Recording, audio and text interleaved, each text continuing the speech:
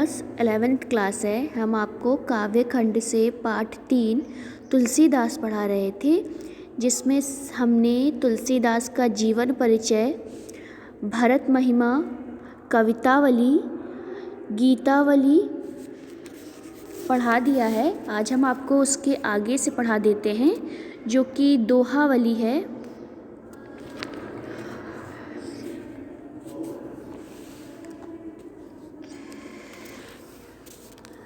हरो चरही तपहि बरत परे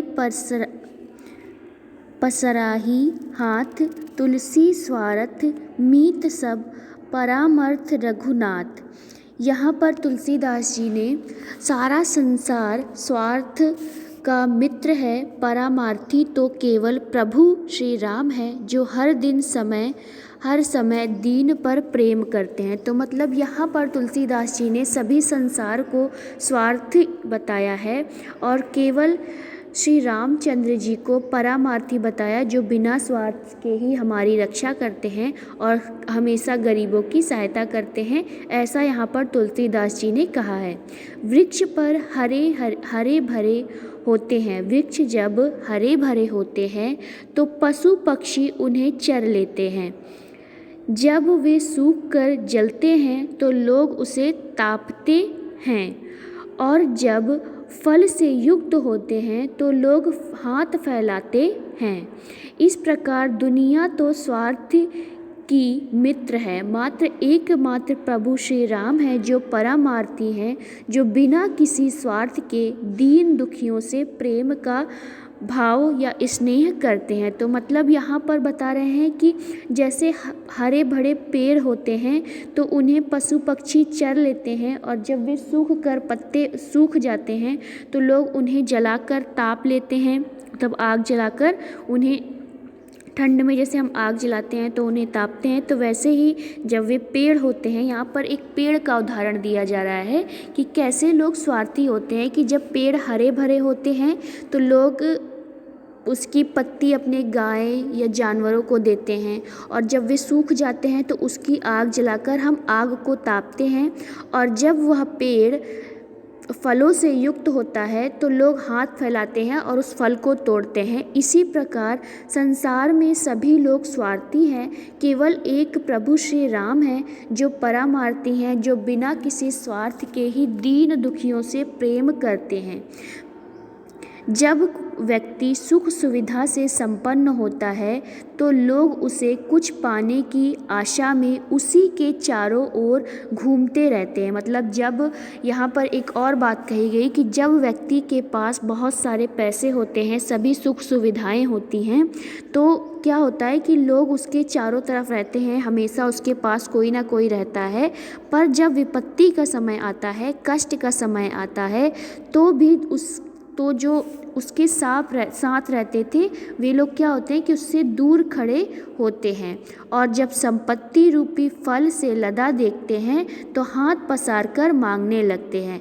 जगत में सब स्वार्थ के साथ है, एकमात्र रघुनाथ ही है जो स्वार्थ से रहित हैं और दीन दुखियों से प्रेम करते हैं। मतलब यहाँ पर ये कहा गया है कि जब व्यक्ति के पास सुख संपत्ति होती है, पैसे होते हैं, सब कुछ होते हैं, तभी लोग क्या होते हैं, तभी लोग उसके पास जाते हैं। अगर उसके पास कुछ नहीं होगा तो इस संसार के लोग उसके पास नहीं जाते।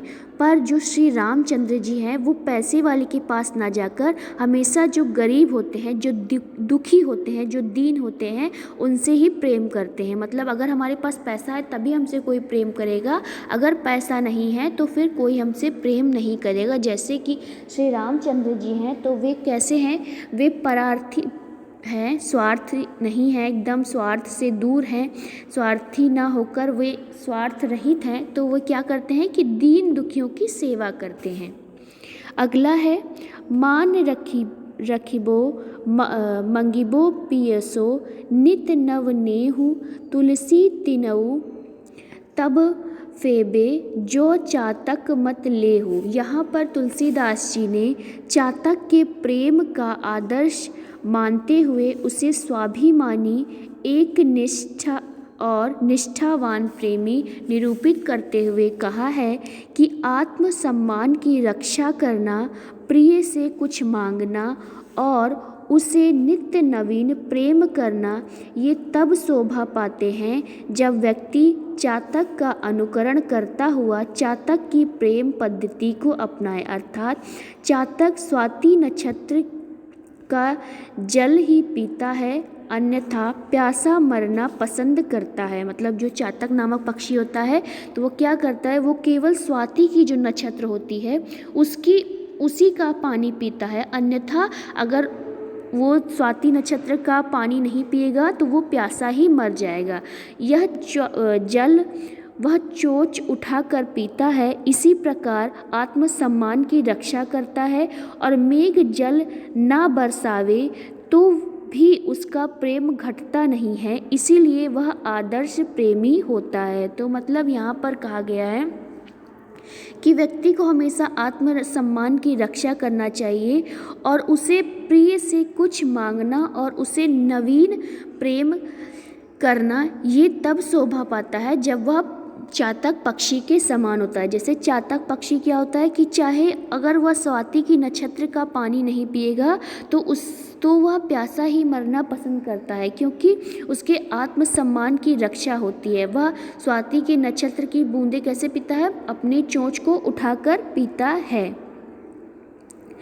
तो यहाँ पर कहा गया है कि मेघ अगर बादल अगर पानी नहीं बरसाएगा तो उसका प्रेम भी घटता नहीं है, इसलिए वह एक आदर्श प्रेमी माना जाता है तथा तुलसीदास उसे प्रेम के आदर्श निरूपित करते हैं। तो यहाँ पर तुलसीदास जी ने चातक पक्षी को प्रेम का आदर्श बताया है।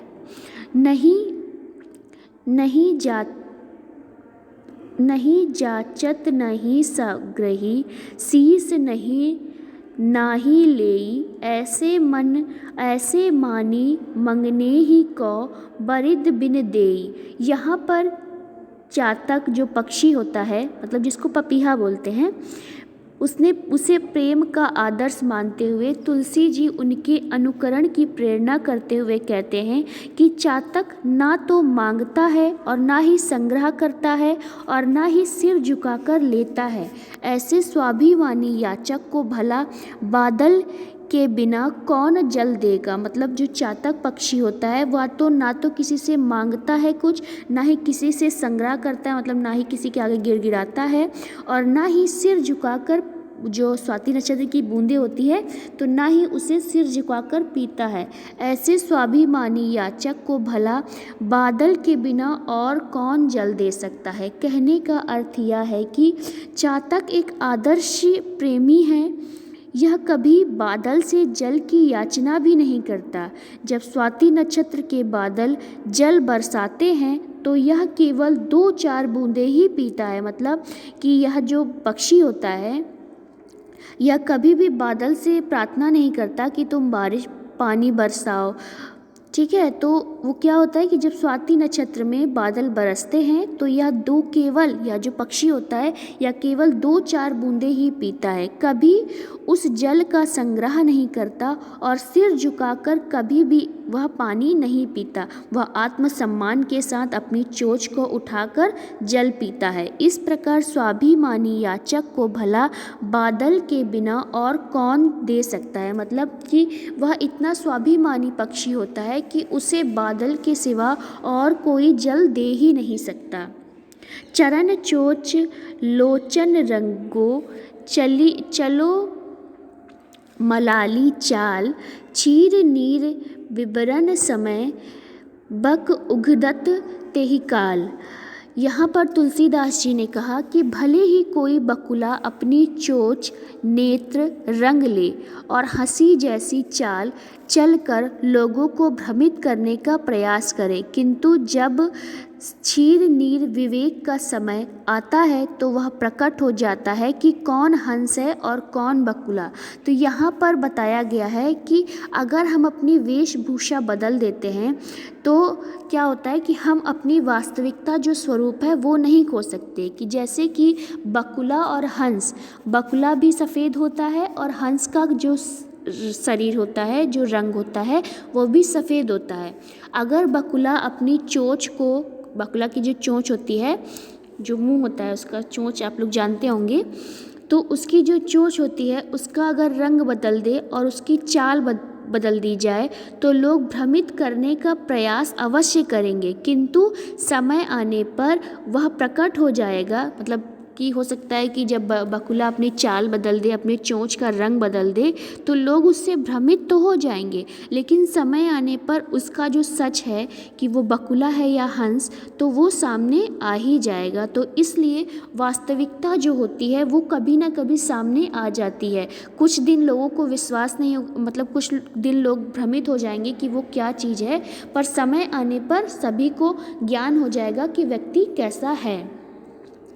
अपू अपू कहा सब भलो, अपने कहा कोई कोई, तुलसी सब कहा जो भलो, सुजन सराहिन सोई। यहाँ पर तुलसीदास जी ने परोपकार की महत्ता को प्रतिपादित करते हुए बताया कि संसार में परोपकारियों को ही सराहा जाता है। तो जो दूसरे के ऊपर परोपकार करते हैं उसे ही सराहा जाता है। इस संसार में अपने लिए तो सभी भले हैं तथा अपनी भलाई के कार्यों में संलग्न रहते हैं और अपनों की अर्थात अपने परिवार जन सगे संबंधी का भला करते हैं। लेकिन कुछ लोग होते हैं जो सबके लिए भला करते हैं और निरंतर हमेशा परोपकार का कार्य करते रहते हैं। तुलसीदास जी कहते हैं कि वही वास्तव में सज्जन कहलाने योग्य है और वही परोपकारी भी कहलाने योग्य है। मतलब इस संसार में अपने लिए तो सभी करते हैं, अपने परिवार के लिए सभी करते हैं, अपने मित्रों के लिए सभी लोग भलाई करते हैं, परंतु इस संसार में कुछ ही लोग ऐसे हैं जो बिना किसी स्वार्थ के, बिना किसी से कुछ लिए दूसरों पर परोपकार करते हैं। तो तुलसीदास जी कहते हैं कि जो बिना किसी स्वार्थ के दूसरों पर परोपकार करते हैं, ऐसे लोग वास्तव में सज्जन कहलाते हैं।